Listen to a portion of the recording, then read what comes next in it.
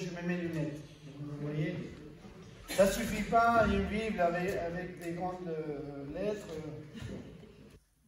Et en plus, bon, je reste là, parce que sinon, j'aurai des problèmes. En tout cas, ça nous fait plaisir d'être là parmi nous. Et donc, j'espère que ça va, parce qu'en fait, ça fait 2 semaines qu'on était là. Je pense que ça fait 2 semaines. Hein. Donc, ayez patience. Donc, vous voyez, il sourit, Thierry, parce qu'en fait, ça fait 2 semaines de suite qu'on est chez eux. Donc, du coup, ça devient un petit peu... Ça va, merci Seigneur. Et, donc, je ne sais pas si vous vous rappelez, on est en train d'étudier l'épître de Paul quand je viens ici, et aux Éphésiens. Okay? Donc, aujourd'hui, on va fermer une étape. Parce que vous vous rappelez, dans cet épître-là, on peut le diviser en 2. Donc, la première partie, du chapitre 1 jusqu'au chapitre 3, et ça nous parle de notre position en Christ. Et des chapitres 4 jusqu'au 6, c'est la pratique, okay? À l'action. Et j'ai hâte d'arriver au chapitre 4 parce que j'aime bien l'action. Okay? Et c'est bien la théorie, mais il faut l'action. Mais c'est intéressant, et j'ai pensé, et dernièrement, vous voyez, j'ai mes enfants qui sont grands, majeurs, ils cherchent des boulots, ils trouvent des boulots, ils continuent à chercher d'autres boulots. Et c'est intéressant de voir comment les processus de recrutement, ça a changé. Okay? Ces recrutements, des fois, on pose des questions. Avant, il fallait sortir le CV, okay? Donc avec tout, pas seulement les expériences, quel diplôme on avait, si on avait un master 2, la licence, bac plus, je ne sais pas quoi, et non, voilà. Et on regardait ça, et si ça encadrait, on commençait à avoir et poser d'autres questions, plutôt par rapport à la personne, plutôt par rapport à ses buts dans la vie, des expériences, rappelle-moi, qu'est-ce que tu as fait. Et là, c'était avant. Okay? Aujourd'hui, tout à fait ça. Et il y en a des entretiens d'embauche et même des entreprises qui sont des grandes entreprises et avec quelques milliers des employés. Donc, il y a certains qui ne regardent même pas le CV. Okay? Qui même embauchent des personnes qui ne sont pas la même préparation au niveau diplôme, au niveau formation. Et ça ne veut pas dire qu'il ne faut pas étudier les enfants, il faut étudier quand même. Mais ils recherchent autre chose. Okay? Et c'est intéressant, parce qu'ils posent des questions plutôt personnelles, plutôt quel est ton but dans la vie, je dis, ok, ça a changé. Parce que ça ne suffit pas que le papier. Le plus important, c'est la personne. Parce que pourquoi? Parce qu'après, ils vont commencer à faire. Ils vont commencer à avoir de l'action dans l'entreprise. Et donc, il y a des choses que ça les intéresse plus davantage, plus que la formation de la personne en elle-même. Okay? Et là, il y a attention. J'ai un ami en Argentine qui, lui, il travaille, il est le responsable de tout ce qui est le bâtiment en Argentine, à Buenos Aires, de l'équivalent ici de l'Élysée. Okay? Donc ça veut dire tout ce qui est le bâtiment où le président il habite et il gère, ben c'est lui qui gère tout. Tout au niveau, et s'il faut réparer quelque chose, ben c'est pas lui qui le répare, c'est lui qui embauche quelqu'un. Il a quand même un comptable qui travaille pour lui, et des ingénieurs qui travaillent pour lui. Lui, c'est un ingénieur civil. Mais il me dit, Miguel, des fois j'ai des entretiens avec des ingénieurs et tu les sors de leur boule, tu les poses une question normale de la vie courante et ils sont perdus. Et Donc il y a d'autres choses que ça se recherche. Et c'est plutôt quand on parle par rapport à la personne, de là où il vient, et leur appartenance. Donc, quand on pense à ça, et j'ai pensé à cette épître de Paul aux Éphésiens, si vous vous rappelez, quand on a commencé à étudier, on a vu que c'est une épître, une lettre à une église pour d'abord leur rappeler ce qu'eux ils sont. Et c'est grâce à qui? Grâce à Jésus-Christ. C'est pour ça qu'ils ont dit en Christ. Et ça se répète, ces deux mots, en Christ, plusieurs fois dans ces lettres-là. Et ça nous parle d'une position, d'une appartenance. Et c'est grâce à Christ que toutes ces choses s'y sont passées. Et sans ça, on ne peut pas avancer à l'action. On ne peut pas arriver à ce chapitre 4 et dire, voilà, maintenant on fait quoi? Parce que ce n'est pas la question de faire, c'est la question d'être. Et c'est bien de faire. Et moi, j'ai travaillé avec différentes équipes. Et une des choses que je disais toujours, et même des bénévoles, et moi, si tu as des talents, tu as de l'expérience, c'est génial.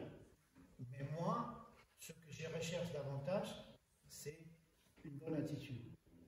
Si tu as une bonne attitude, après, tu n'as pas la capacité, tu n'as pas l'expérience, tu n'as pas le talent, c'est pas grave, on peut l'enseigner. Une bonne attitude, là, et ça s'enseigne, oui, mais là, ça peut, si on n'a pas la bonne attitude, ce n'est pas ouvert, ce n'est pas flexible, ça peut bloquer. Mais quand on a une bonne attitude, dire voilà, je ne sais pas, mais je suis prêt à apprendre, avec ça on peut travailler. Parce que le plus important, c'est la personne, plus que les choses et les actions qu'on va faire. Parce qu'on a beaucoup de personnes qui disent voilà, oui, mais regarde toutes les choses qu'il fait, les choses qu'il peut accomplir. Oui, et ça c'est génial. Mais des fois, on accomplit des choses et ce n'est pas vraiment une conséquence de ce qui on est. C'est seulement parce qu'on est dans la routine et on fait. Et des fois, ça mène nulle part. Parce que le plus important, comme on a dit, c'est la personne. Et il y a 2000 ans, il y a eu une personne qui est venue sur Terre. On a loué aujourd'hui. C'est lui qui est venu sur Terre, qui est né d'une vierge, qui s'est fait ombre. C'est Dieu qui s'est fait ombre, qui est venu pour mourir sur la croix, pour payer le péché de tout le monde.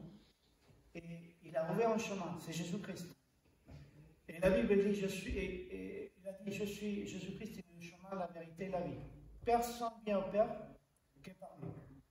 Car Dieu a tant aimé le monde qu'il a donné son Fils unique, afin que quiconque croit en lui ne périsse pas, mais qu'il ait la vie éternelle.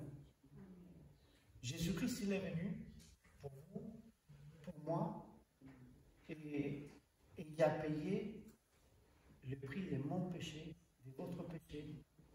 Donc il y a eu un moment dans notre vie, et comme François nous a rappelé avec les éléments, s'il y a eu un moment où nous, on a accepté le pardon de Jésus-Christ, on a accepté Jésus-Christ comme notre sauveur personnel, on peut rejoindre la famille de Dieu. Et cette famille, c'est une famille énorme. Et cette famille, elle est là dans cette église à Dinan, mais elle est dans plusieurs endroits, plusieurs pays. Et c'est l'église. Dans l'épître de Paul aux Éphésiens, on parle beaucoup de cette église. On parle d'un trésor qui était caché. Pourquoi? Parce qu'en fait, si vous vous rappelez, quand on a commencé à étudier, on a vu que Dieu il agit de différentes façons avec différentes personnes. D'abord avec des individus, Adam et Ève, après on est passé à Abraham, une famille, après passé la nation d'Israël, et Paul il va nous rappeler aujourd'hui, même dans le chapitre 4 et 3, c'est le chapitre qu'on va essayer de finir aujourd'hui, de sept mystères que lui, il a eu la responsabilité, il était révélé par lui, Et ce mystère, c'était l'Église. En fait, Dieu a pris le peuple d'Israël et il va continuer à travailler avec son peuple Israël. Mais il l'a fait comme en parenthèse. Et dans cette parenthèse, c'est l'Église. L'Église, c'est Dieu, il agit avec les Juifs. Et Paul, il dit, il m'a envoyé à prêcher et à partager cet évangile, cette trésor caché aux non-juifs. Bah, les amis, c'est nous, les non-juifs. Même si je me suis rendu compte il n'y a pas longtemps que je pense que j'ai des racines juives aussi, côté ma grand-mère. Vous voyez, les Argentins, et quand ils sont arrivés, les Européens ils sont arrivés en Argentine, c'est un mélange entre espagnol, italien, et même français.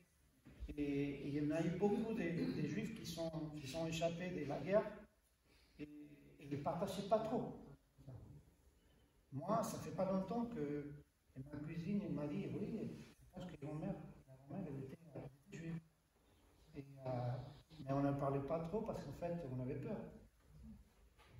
Et donc voilà, c'est la petite histoire. Mais donc Dieu, il a vraiment traité son peuple comme le sien, c'est le peuple d'Israël. Il va continuer avec son projet. Et il y a pas mal de prophéties qu'on a dans la Bible et qui ne se sont pas accomplies encore. Il va l'accomplir avec son peuple. Mais le Seigneur, il a donné ses trésors. Ces trésors cachés, c'est l'évangile pour tous. Et Paul, je ne sais pas si vous vous rappelez, j'ai fait un petit peu résumé, ok? Et les chapitres 1 ou 3, on parle de notre position en Christ, ok? Et on a commencé, et on a dit en Christ, le premier chapitre, les premiers versets, on était bénis. Grâce à Jésus-Christ, on a accepté Jésus-Christ comme notre sauveur personnel. Un jour, on a été bénis. Il dit, Ephésiens 1, 3, béni soit le Dieu et Père de notre Seigneur Jésus-Christ, qui nous a bénis de toute bénédiction spirituelle dans les lieux célestes en Christ. Après, on continue le premier chapitre, ça dit, nous sommes saints grâce à Jésus-Christ. Saint, ça veut dire mis à part pour un but.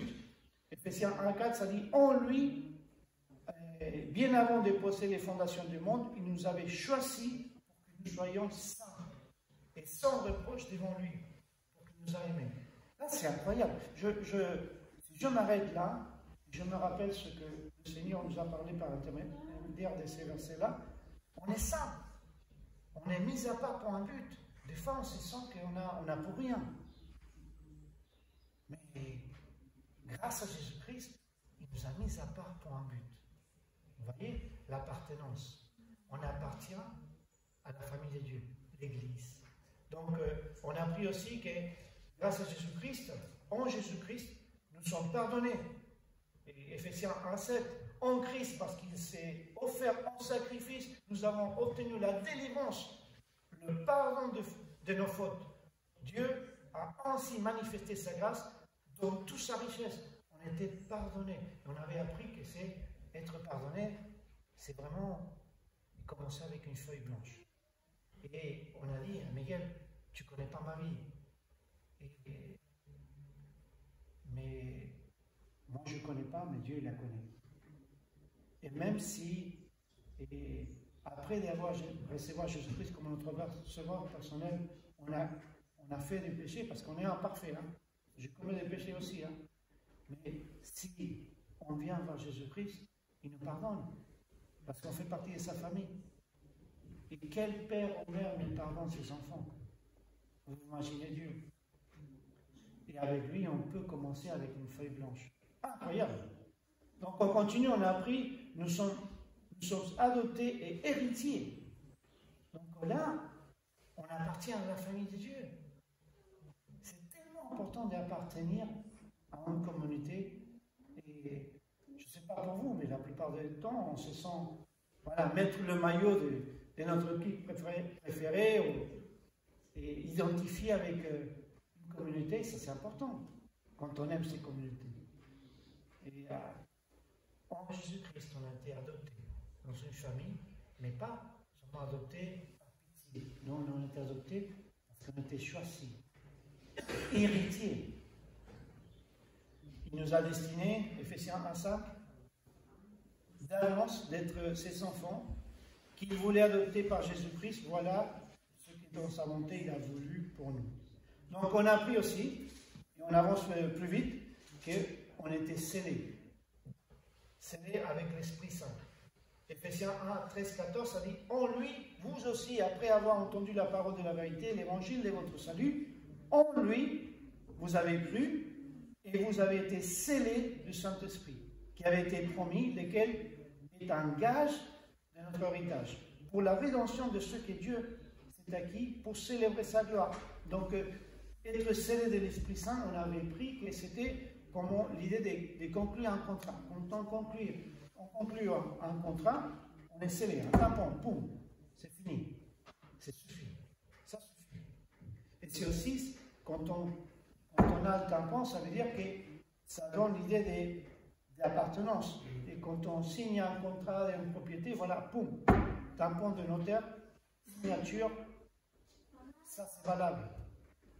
Quand on était scellé par l'Esprit Saint, ça nous rassure au niveau de notre salut. Parce qu'en fait, elle est basée pas en nous, elle est basée en Jésus-Christ. Donc on a avancé, on est arrivé au chapitre 2. Et ce que c'était intéressant, quand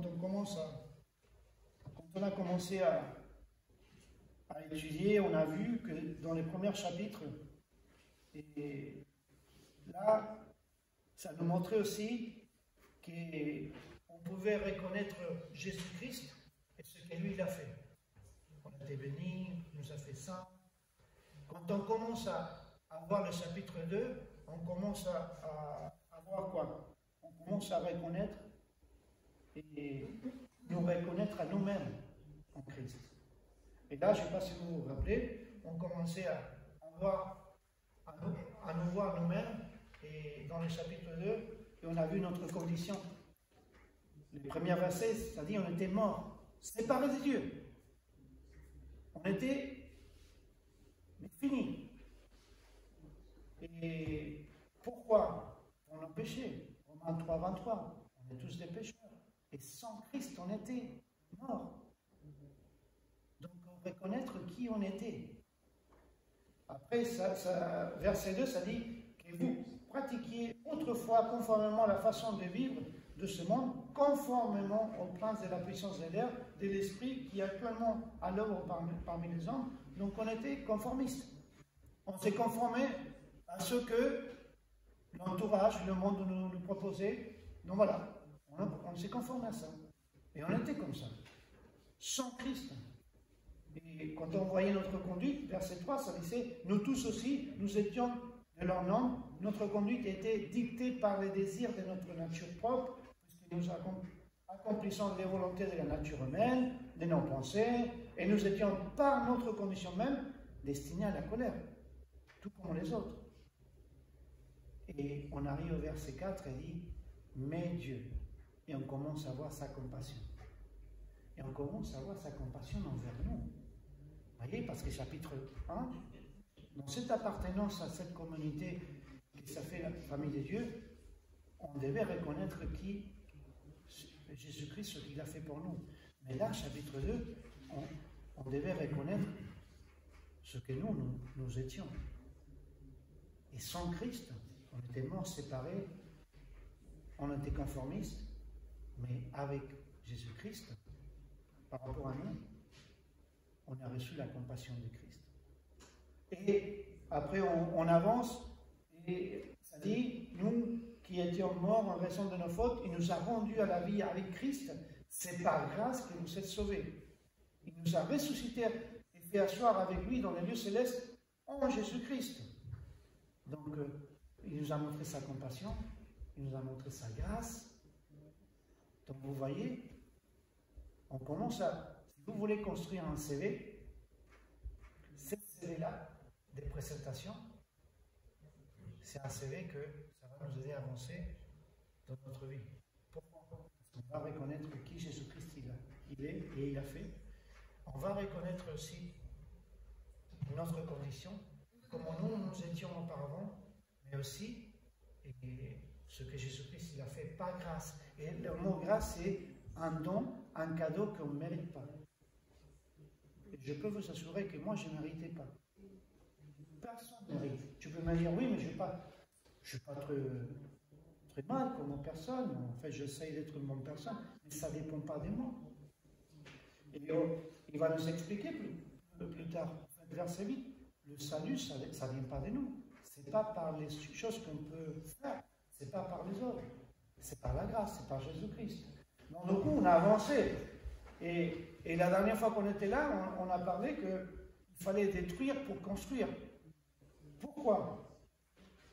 Détruire toutes nos pensées qui nous amènent à l'orgueil et détruire tout mur qui voulait nous diviser dans cette communauté. Et c'est ça que Paul, il voulait voir dans le dernier verset du chapitre 2. Donc, et pour ça, il fallait le rappeler encore une fois, d'abord, qui vous étiez autrefois. Souvenez-vous donc ceci, que vous étiez autrefois les non-juifs dans la chair, qui étaient traités d'incirconcis par ceux qui disent circoncis et sont dans la chair. Autrefois, en effet, vous étiez ténèbres, mais maintenant, vous êtes lumière dans le Seigneur. Vivez comme des enfants de lumière. Et comment vous étiez, il nous rappelle Paul, vous étiez en ce temps-là sans Christ, privés des droits des cités en Israël, étrangers aux alliances et les promesses, sans espérance et sans Dieu. Vous voyez, ça revient à la même chose. Parce qu'on ne peut pas avancer dans l'action si on ne peut pas se rendre compte que sans Christ on est, ça ne vaut pas la peine. Et comme vous étiez avec Christ, grâce à Christ, mais maintenant, Ephésiens 2,13, en Jésus-Christ, vous qui autrefois étiez loin, vous êtes devenus proches par le sang de Christ. Donc les amis, et tout pour arriver au chapitre 3. Et je vous promets, on termine. Et dans ce chapitre 3, et Paul, il répète 2 fois la même phrase. Vous voyez, ça commence, verset 1, ça dit « C'est pourquoi ». C'est pourquoi, moi, Paul, le prisonnier de Jésus-Christ, pour vous les non-juifs, et après ça continue, dans le verset 13, si je le vois, 14.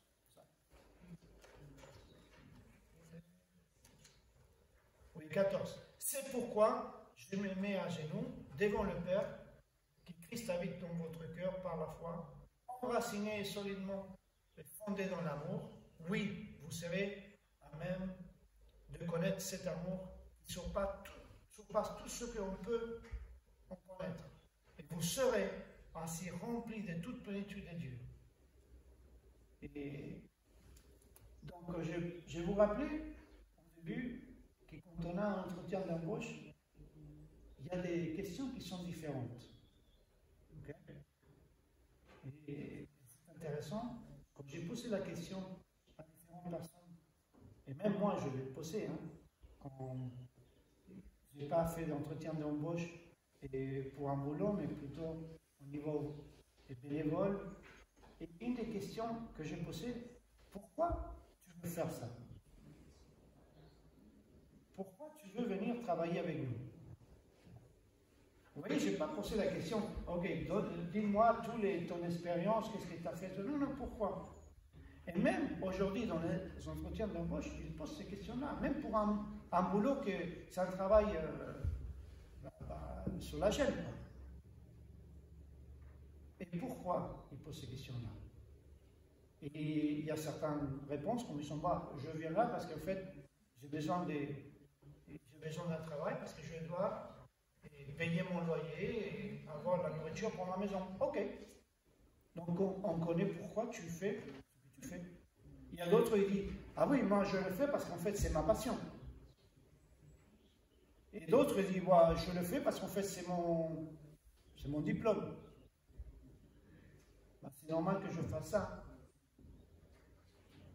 Donc Paul il arrive à ces points-là, vous voyez, premier chapitre, il nous a fait reconnaître ce que Jésus-Christ a fait. Deuxième chapitre, il nous a fait reconnaître la situation que nous, on était, nous-mêmes, morts, séparés sans Christ, seulement par grâce. Mais ici, il nous donne la raison et il nous montre que Jésus-Christ est la raison qui nous pousse. Et c'est ça qu'il veut. Et je vais vous laisser avec ça à titre d'introduction. Et Paul, il va dire à cette église des Éphésiens, il va leur dire, c'est pourquoi moi, le prisonnier de Jésus-Christ pour vous, le non-juif. C'est pourquoi Paul faisait ce qu'il faisait. C'est pour vous. Première réponse est Paul. C'est pourquoi Paul fait ce qu'il a fait. Deuxième réponse, c'est par amour. Éphésiens 3, 14. Pourquoi aussi on fait ce qu'on fait? C'est parce que Christ, il est suffisant. Chapitre 3, verset 20. À celui qui, par la puissance qui agit en nous, peut réaliser bien au-delà de tout ce que nous demandons ou même pensons. Donc les amis, on arrête là. Mais on arrête là parce qu'on prépare la fondation pour commencer à faire.